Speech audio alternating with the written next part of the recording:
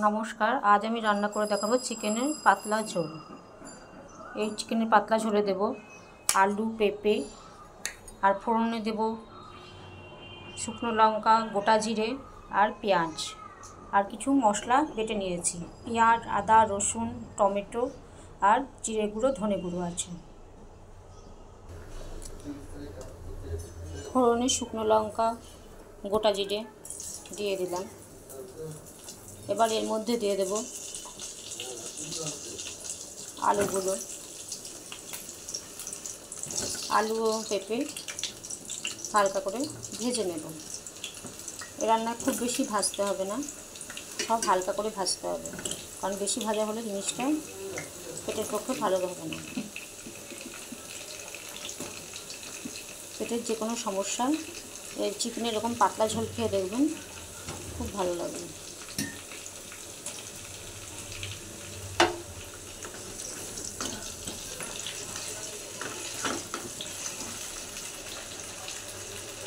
আলু পেঁপেটা ভাজা হচ্ছে, এর মধ্যে এবার দিয়ে দেবো কুচনো পেঁয়াজ।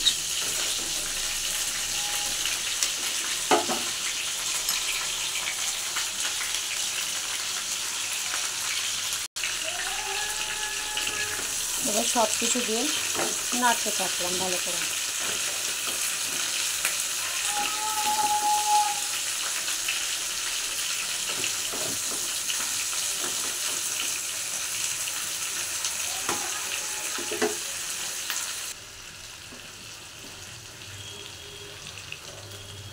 সবজি আমার ভাজা হয়ে গেছে, এবার এর মধ্যে দিয়ে দিলাম মশলাগুলো। এবারে একে একে দিয়ে দেবো কিছুটা পরিমাণ হলুদ, কিছুটা পরিমাণ লবণ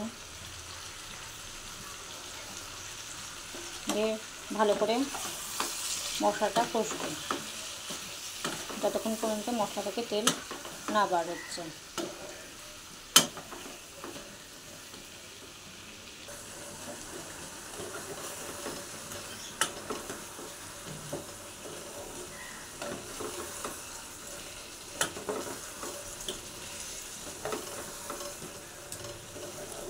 মশলা কষার সুন্দর গন্ধ বের হলে তখন এর মধ্যে দিয়ে দেবো চিকেন। তার আগে এর মধ্যে দিয়ে দিতে হবে কিছুটা পরিমাণ চিনি।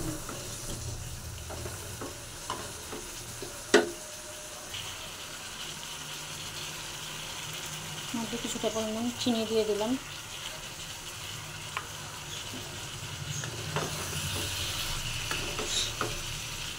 দিয়ে তলাটাকে ভালো করে নেড়ে দেবো, যাতে মশলাগুলো তলায় লেগে না যায়।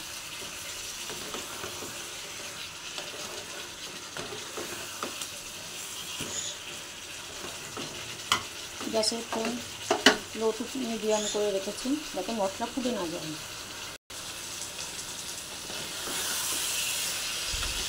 তলা থেকে আর একবার নেড়ে দিলাম। মশলাটা আমার ভাজা হয়ে গেছে, খুব সুন্দর একটা গন্ধ বের হচ্ছে।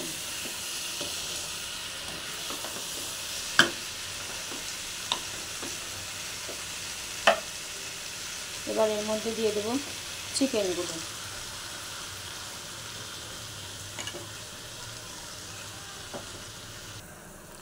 চিকেনগুলো কড়াইয়ে দিয়ে আরও একবার তলা থেকে ভালোভাবে নেড়ে দিলাম।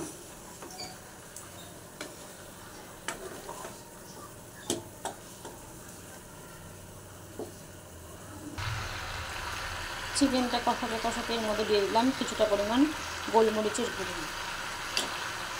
আবার তলা থেকে চিকেনটা ভালোভাবে নেড়ে দিতে হবে।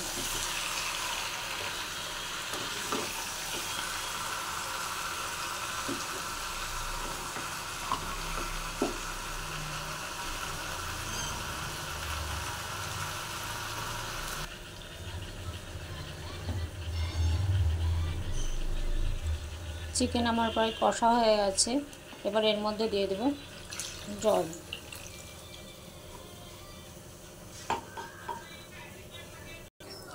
চিকেনে জল দেওয়ার পর এবার এটা ঢাকা দিয়ে লো ফ্লেমে সেদ্ধ হতে দেব। 10 মিনিট পর ঢাকা খুলে দেখব যে কীরকম সেদ্ধ হয়ে আছে।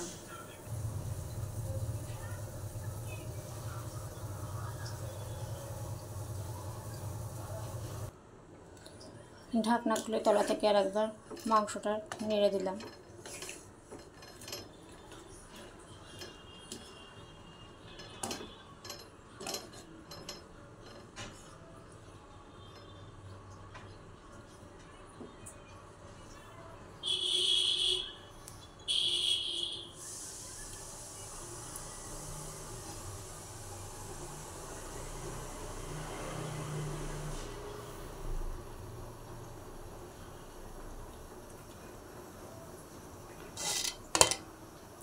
এবার এটা ঢাকা দিয়ে আর একবার সেদ্ধ হতে দেবো।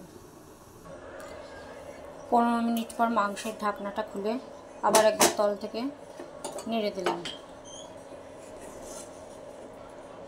মাংস, আলু, পেঁপে সমস্ত সবজি আমার সেদ্ধ হয়ে গেছে এবং সুন্দর ফ্লেভার বেরোচ্ছে।